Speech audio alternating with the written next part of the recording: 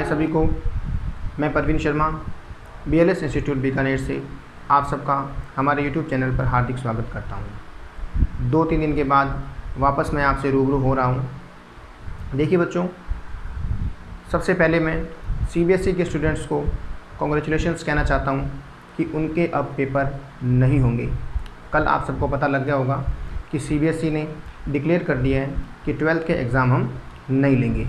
तो बच्चे अब टेंशन फ्री हो गए। आप सब जो 12th में ये टेंशन ले रहे थे कि हमारे पेपर होंगे और कैसे होंगे, क्या होगा, और आप सब कोरोना से भी डर रहे थे, तो पेरेंट्स की भी टेंशन कम हो गई और स्टूडेंट्स की भी टेंशन कम हो गई।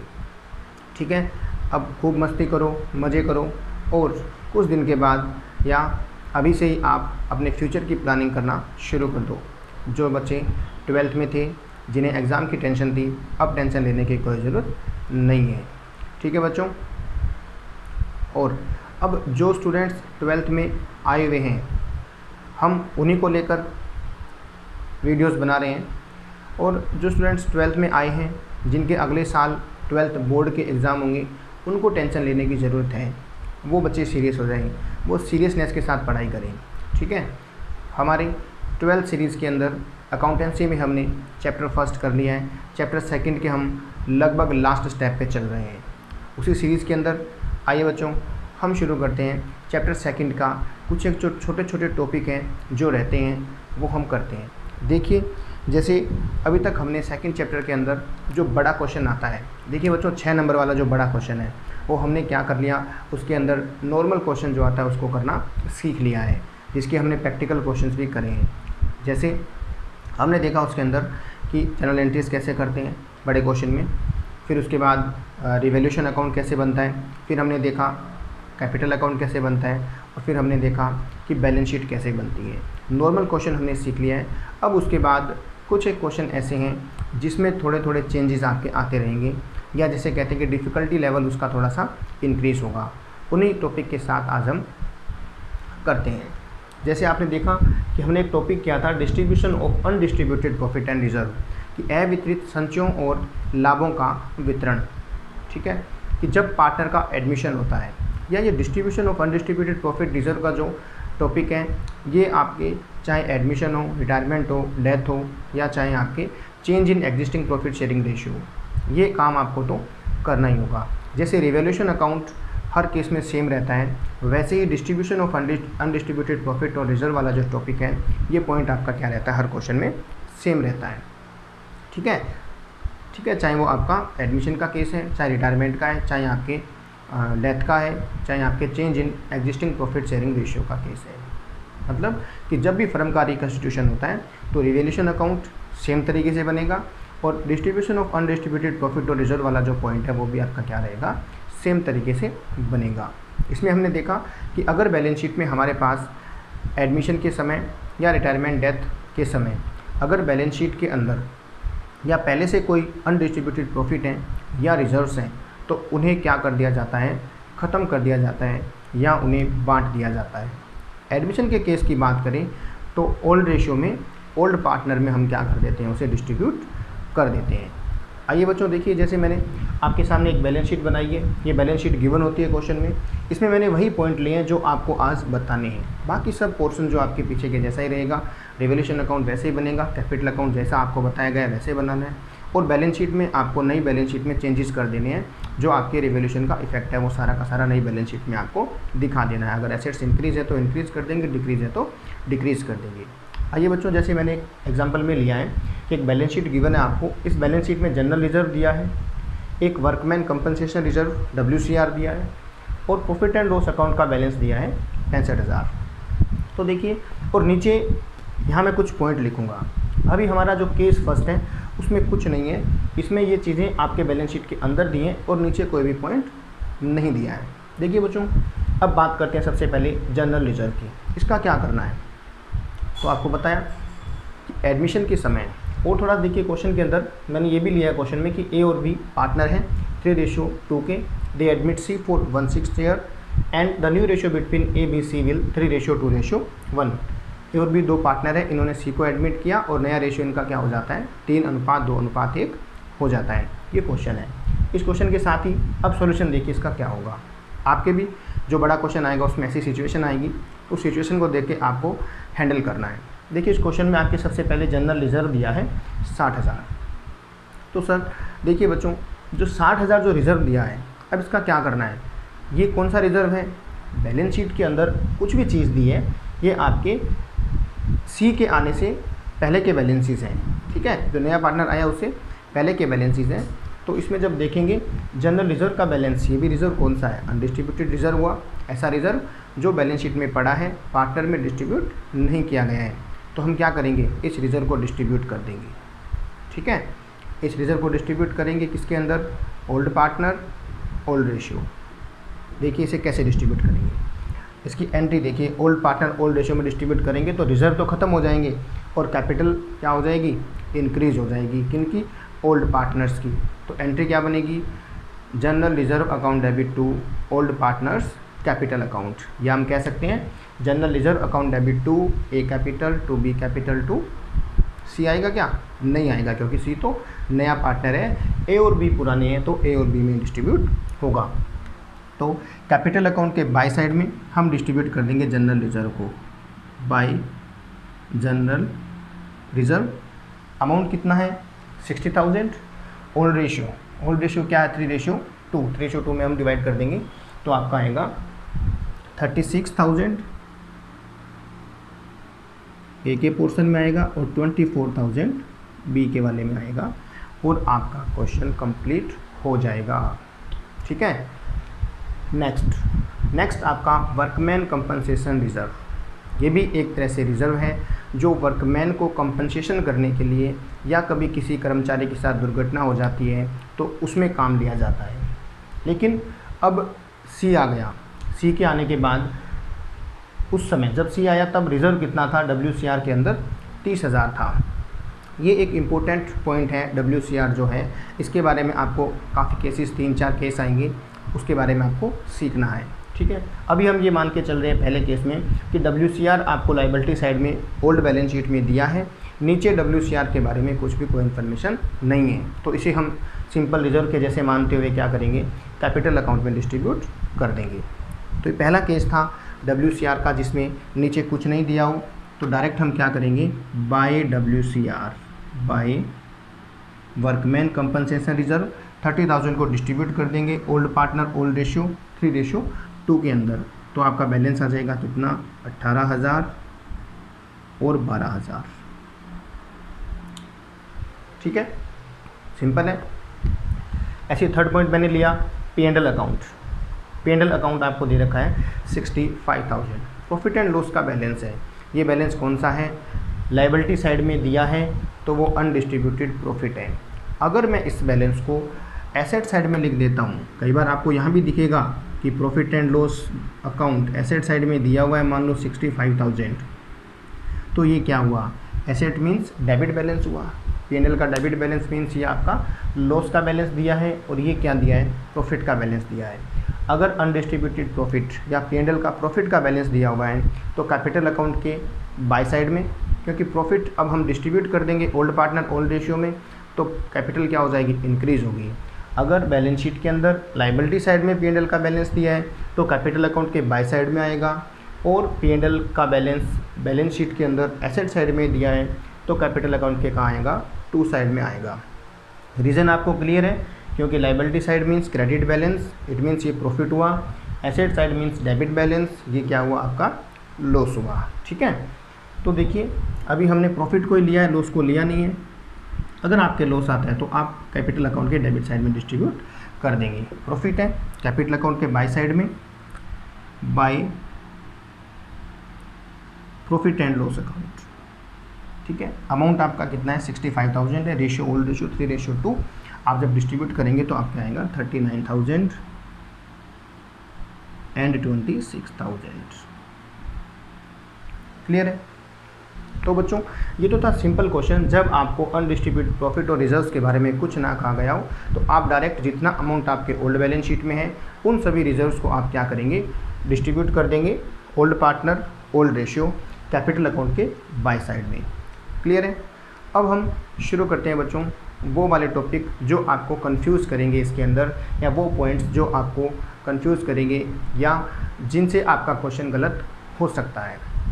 ठीक है, अब मैं इन दो चीज़ों को तो यहाँ से हटा देता हूँ, क्योंकि पेंडल का बैलेंस तो नॉर्मल है, आपको डिस्ट्रीब्यूट कर देना सीधा ही, इसमें कोई ज़्यादा परेशानी नहीं आएगी। ऐसे ही अगर रिज़र्व है इसमें भी कोई दिक्कत वाली बात नहीं है। आपको परेशान करेंगे दो पॉइंट या दो तरह के रिज़र्व, एक तो WCR होता है, एक IFR होता है। WCR की बात करें तो वर्कमैन कंपनसेशन रिज़र्व, और एक आपका होता है IFR इन्वेस्टमेंट फ्लक्चुएशन रिज़र्व। ठीक है, और इसकी जगह आपको WCR या WCF भी दे सकता है, वर्कमैन कंपनसेशन फंड भी दे सकता है, या इन्वेस्टमेंट फ्लक्चुएशन फंड भी दे सकता है। तो उसको फंड को देख के आपको कंफ्यूज नहीं होना। फंड और रिज़र्व दोनों लगभग एक जैसे ही होते हैं। रिज़र्व तो वो होते हैं जब तक हम उन्हें आगे इन्वेस्ट नहीं करते हैं। जैसे ही हम रिज़र्व किए गए पैसे को या रिज़र्व किए गए अमाउंट को आगे कहीं इन्वेस्ट कर देते हैं तो वो क्या बन जाता है, फंड बन जाता है। ठीक है, तो चाहे इन्वेस्टमेंट फ्लक्चुएशन फंड हो या इन्वेस्टमेंट फ्लक्चुएशन रिज़र्व हो या वर्कमैन कंपनसेशन फंड हो या वर्कमैन कंपनसेशन रिज़र्व हो, इन दोनों के अकाउंटिंग ट्रीटमेंट में कोई भी प्रॉब्लम आपको नहीं आएगी। अब देखिए बच्चों, बात करते हैं WCR के बारे में। ठीक है, रिज़र्व और पेंडल के बैलेंस की हमने बात कर ली, ये नॉर्मल सिंपल था, कोई प्रॉब्लम वाली बात नहीं है। लेकिन WCR आपको परेशान करेगा, क्योंकि इसके अंदर थोड़ा सा पॉइंट घुमा घुमा के आपको हर एक क्वेश्चन में वो देगा। तो इसकी WCR की पहली कंडीशन तो हमने कर ही ली थी, अभी करी हमने पहली कंडीशन। पहली कंडीशन क्या थी, हमने देखा कि WCR लायबिलिटी साइड में दिया हुआ है और नीचे कोई पॉइंट नहीं है, जो नीचे आपको पॉइंट दिए होते हैं उसमें कुछ भी नहीं कहा गया हो। पहली कंडीशन यही है। ठीक है, फर्स्ट कंडीशन क्या हुई, WCR बैलेंस शीट में लायबिलिटी साइड में दिया है, नीचे पॉइंट्स में कुछ भी नहीं कहा गया है, तो आपने डायरेक्ट क्या किया, जितना भी WCR था कैपिटल अकाउंट के बाई साइड में डिस्ट्रीब्यूट कर दिया। ठीक है, अब देखिए बच्चों, अगर मैं इसमें ऐसा कर देता हूँ, नीचे जो पॉइंट है इसे मैंने लिख दिया कि लायबिलिटी अगेंस्ट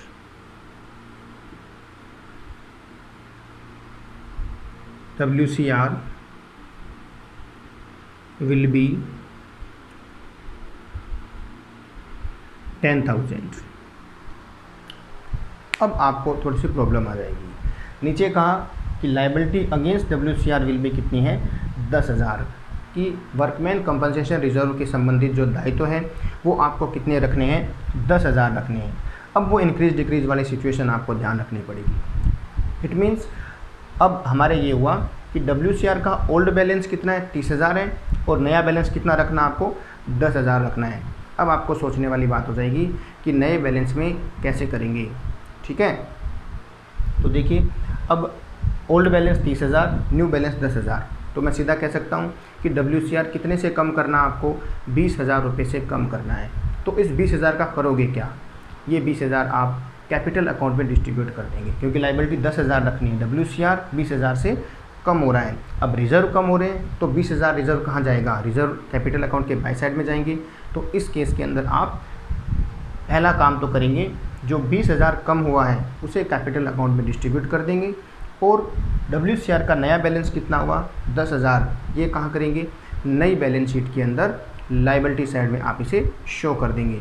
आइए देखते हैं। देखिए बच्चों, जैसा हमने देखा कि WCR 30,000 दिया है और नया बैलेंस WCR का कितना हुआ, 10,000 हुआ, तो 20,000 हम डिस्ट्रीब्यूट कर देंगे। इस केस में कैपिटल अकाउंट के बाई साइड में बाय वर्कमैन कंपनसेशन रिजर्व कितना अमाउंट डिस्ट्रीब्यूट होगा, 20,000 ही डिस्ट्रीब्यूट होगा। रेशियो क्या रहेगा, रेशियो ओल्ड रेशियो रहेगा 3:2। जब डिस्ट्रीब्यूट करेंगे 20,000 को तो आपके आएगा 12,000 एंड 8,000, 12,000 एंड 8,000, 20,000 को डिस्ट्रीब्यूट कर दिया। और हम क्या करेंगे, और जो नया बैलेंस है WCR का, नई बैलेंस शीट में, ये मैंने नई बैलेंस शीट का फॉर्मेट बनाया हुआ है यहाँ, नई बैलेंस शीट के लायबिलिटी साइड में WCR शो कर देंगे कितना, 10,000। क्लियर है। अब आपसे जनरल एंट्री के बारे में पूछे तो WCR 20,000 से कम हुआ है, तो आपने WCR की एंट्री क्या बनेगी, workman compensation reserve account debit to A capital, to B capital, to C capital, sorry C नहीं, क्योंकि A और B ओल्ड पार्टनर है तो ओल्ड में ही डिस्ट्रीब्यूट होगा। तो एंट्री बनेगी WCR account debit to A capital to B capital, old ratio में डिस्ट्रीब्यूट कर देंगे। ये आपके WCR की सेकेंड कंडीशन। क्लियर है। थर्ड कंडीशन देखिए, द कंडीशन थर्ड इज, अगर मैं यहाँ लिख देता हूँ कि liability against WCR will be 30,000। Clear है। ओल्ड बैलेंस शीट में WCR का बैलेंस 30,000 दिया है। नीचे भी आपको ये कहा कि लायबिलिटी जो है या WCR का जो दायित्व है वो 30,000 ही रखना है। It means no change, old और न्यू बैलेंस में कोई चेंज नहीं है। तो कोई चेंज नहीं है तो इस केस के अंदर आप कैपिटल अकाउंट में डिस्ट्रीब्यूट नहीं करेंगे, क्योंकि रिजर्व में तो कोई बैलेंस बचा ही नहीं है, कोई चेंज नहीं करना, तो बैलेंस कैपिटल अकाउंट में डिस्ट्रीब्यूट नहीं होगा।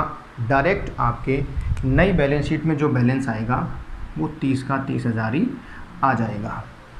क्लियर है, ये कंडीशन भी क्लियर हुई आपको। ठीक है, हमने नेक्स्ट कंडीशन देखते हैं कि नेक्स्ट में क्या होगा।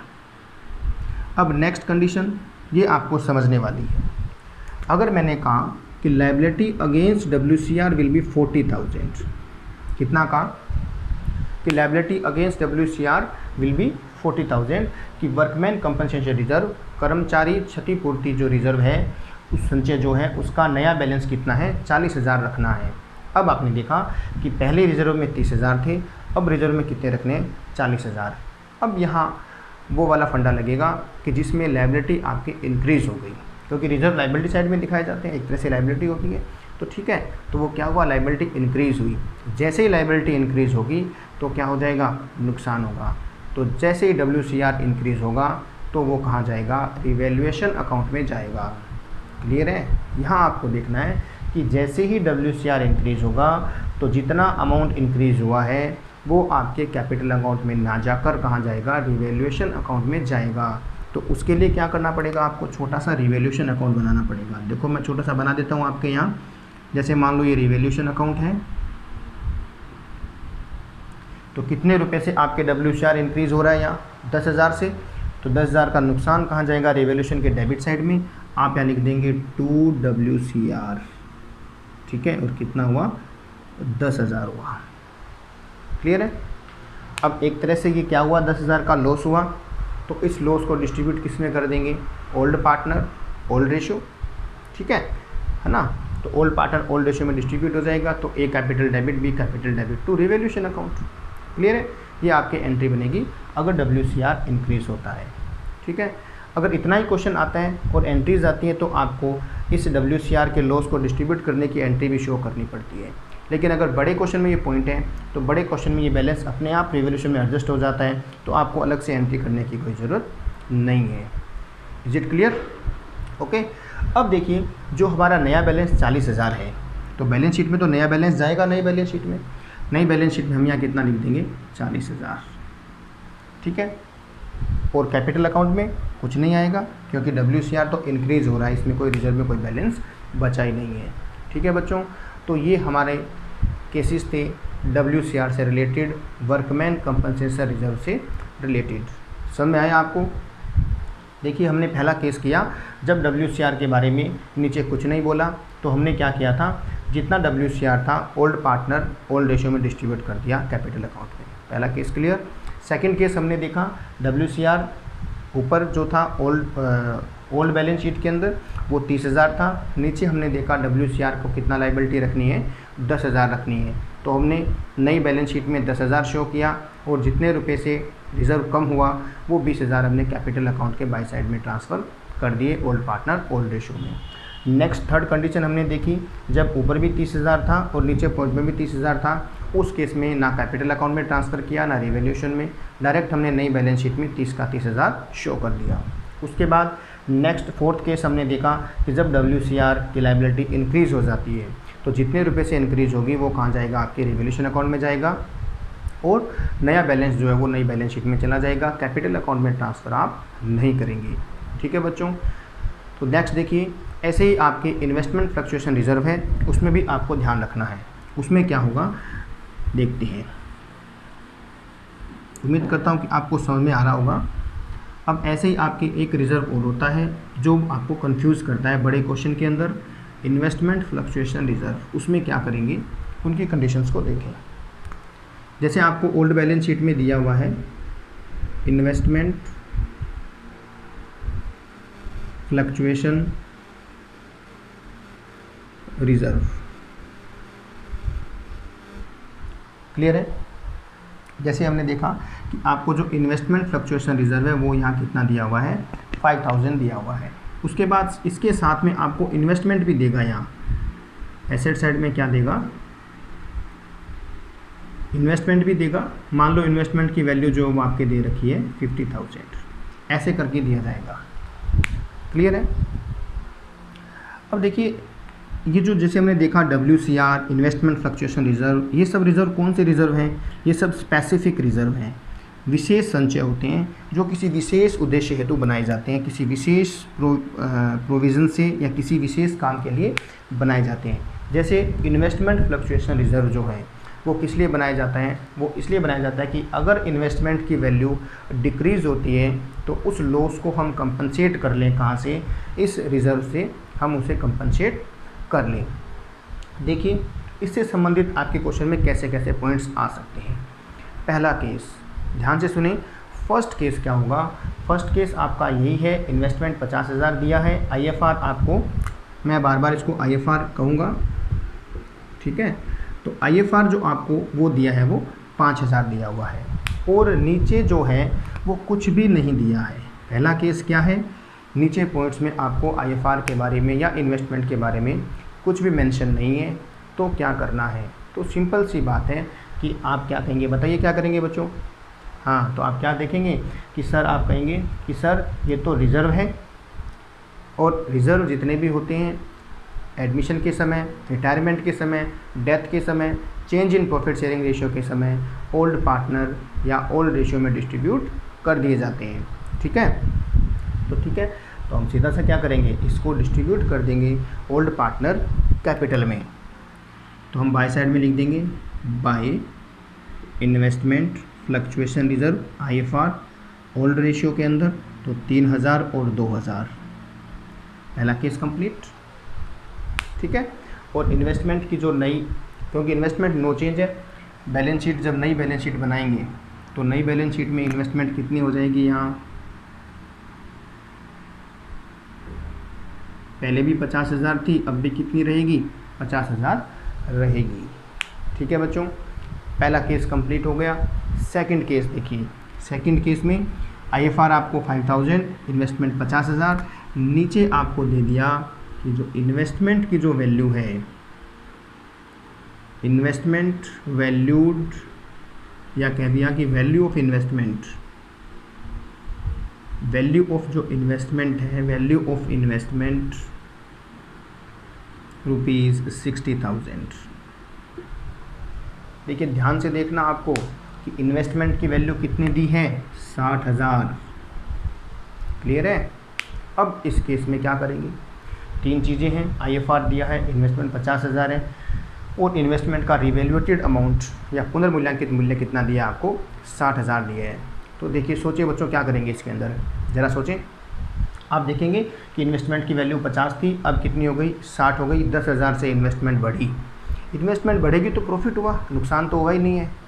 तो क्या करेंगे, इट मीन्स ये जो बढ़ा हुआ मूल्य है, ये जो इंक्रीज्ड प्राइस है, ये कहाँ जाएगा, आपके रिवैल्यूएशन अकाउंट में चला जाएगा 10,000।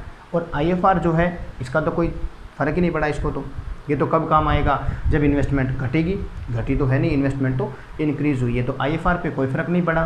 IFR आपका डायरेक्ट डिस्ट्रीब्यूट हो जाएगा कैपिटल अकाउंट के अंदर। देखिए सॉल्यूशन कैसे होगा इसका, हम यहाँ क्या बनाएंगे, रिवैल्यूएशन अकाउंट भी बना के दिखाएंगे एक छोटा सा इस केस के अंदर। रिवैल्यूएशन अकाउंट, इन्वेस्टमेंट 10,000 से इंक्रीज़ हुई, तो रिवैल्यूएशन के बाय साइड में बाय इन्वेस्टमेंट कितना रुपया आ जाएगा, यहाँ 10,000। पहला काम क्लियर हुआ। तो एंट्री क्या बनी, एंट्री बनी investment account debit to revaluation. Clear है?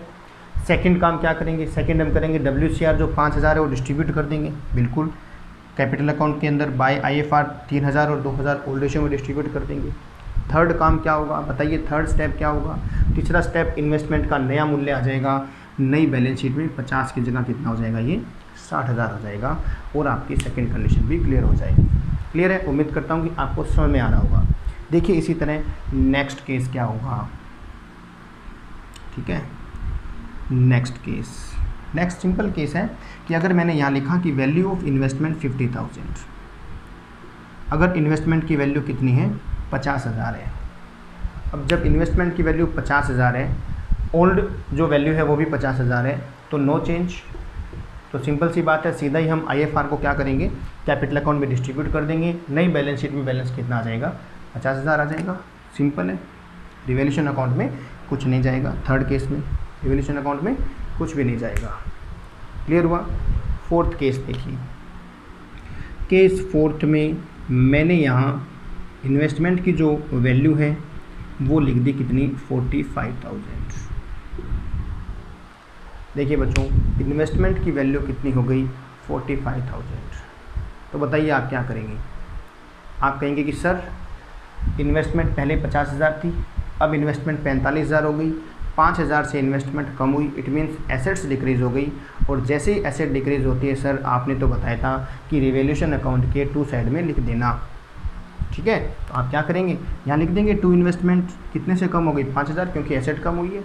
एसेट डिक्रीज़ होगी तो कहाँ आएगी, रिवैल्यूएशन के टू साइड में आएगी। तो बिल्कुल सिंपल है, मैंने ऐसे ही बताया कि एसेट डिक्रीज़ होती है, रिवैल्यूएशन के डेबिट साइड में आती है। लेकिन आपको ध्यान रखना है, ये IFR किस लिए बनाया गया है, ये स्पेसिफिक रिजर्व किस लिए बनाया है। आपको यहाँ गलती नहीं करनी है। जैसे ही इन्वेस्टमेंट की वैल्यू आपको जो नया प्राइस है वो कम दिया जाता है, तो जितने रुपए से कम है तो सबसे पहले उसको कंपनसेट कहाँ से करना है, IFR से कंपनसेट करना है। तो देखिए यहाँ लॉस कितने का हो रहा है, 5,000 का हो रहा है। ये 5,000 कहाँ से कवर कर लेंगे हम, इन्वेस्टमेंट फ्लक्चुएशन रिजर्व से कंपनसेट कर लेंगे। तो इसकी एंट्री क्या होगी, देखिए जैसे ही हम इस लॉस को IFR से कंपनसेट कर लेंगे तो हमारी एंट्री क्या होगी, IFR ख़त्म हो जाएगा। जनरल एंट्री की बात करें तो एंट्री क्या होगी, IFR account debit to investment decrease हो जाएगी, क्रेडिट कर देंगे। कितने रुपए आ जाएगा, 5,000। ठीक है, इसका इफेक्ट क्या होगा, इसका इफेक्ट हुआ कि जो IFR है कहाँ गया, इन्वेस्टमेंट को कंपनसेट करने में यूज़ हुआ। तो IFR ना तो कैपिटल अकाउंट में जाएगा, ठीक है, और ना ही रिवैल्यूएशन अकाउंट में कोई काम होगा इसका। समझ में आई बात आपको, ना ही रिवैल्यूएशन में जाएगा, ना ही आपके कैपिटल अकाउंट में जाएगा।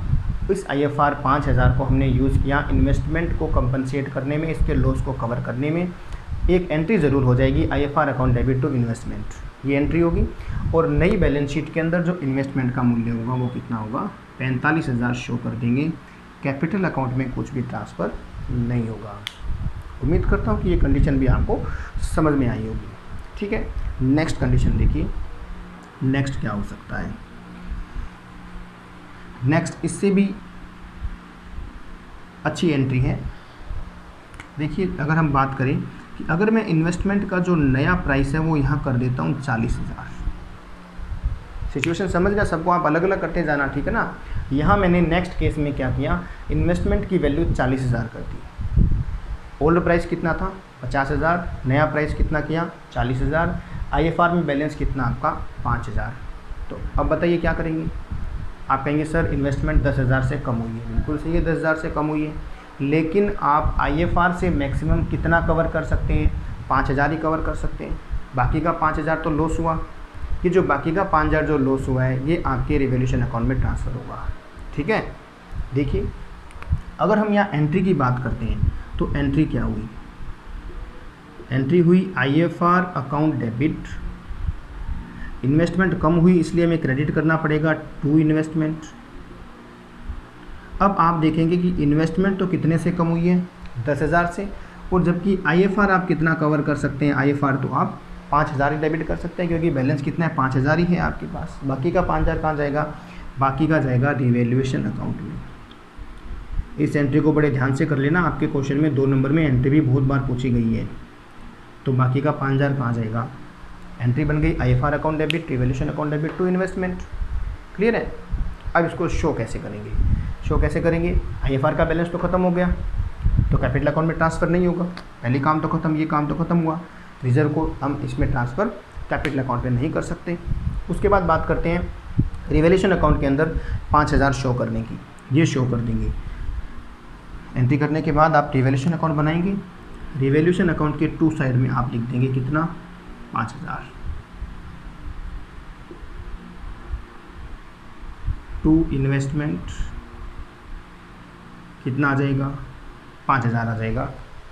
उसके बाद नेक्स्ट क्या होगा, नेक्स्ट इन्वेस्टमेंट का जो नया प्राइस है वो कितना हो जाएगा, 40,000 हो जाएगा और आपका जो कंडीशन है वो क्लियर हो जाएगी। ठीक है, तो ठीक है बच्चों, आज हमने अनडिस्ट्रीब्यूटेड प्रॉफिट और रिजर्व से संबंधित सभी पॉइंट्स हमने कर लिए हैं। हमने देखा IFR का ट्रीटमेंट कैसे होगा और हमने देखा कि WCR का अकाउंटिंग ट्रीटमेंट कैसे होगा। लेकिन ये ज़रूर ध्यान रहे, ये जो अकाउंटिंग ट्रीटमेंट है आपका IFR, WCR या अनडिस्ट्रीब्यूटेड रिजर्व का, P&L के बैलेंस का, ये आपका जो अकाउंटिंग ट्रीटमेंट का जो प्रोसेस है ये एडमिशन के समय, रिटायरमेंट के समय, डेथ के समय, existing profit, change in profit sharing ratio के समय, ये सब क्या रहता है आपके सेम ही रहता है। उम्मीद करता हूँ कि आपको समझ में आया होगा और आप घर पे बहुत ही मन लगाकर पढ़ाई कर रहे होंगे।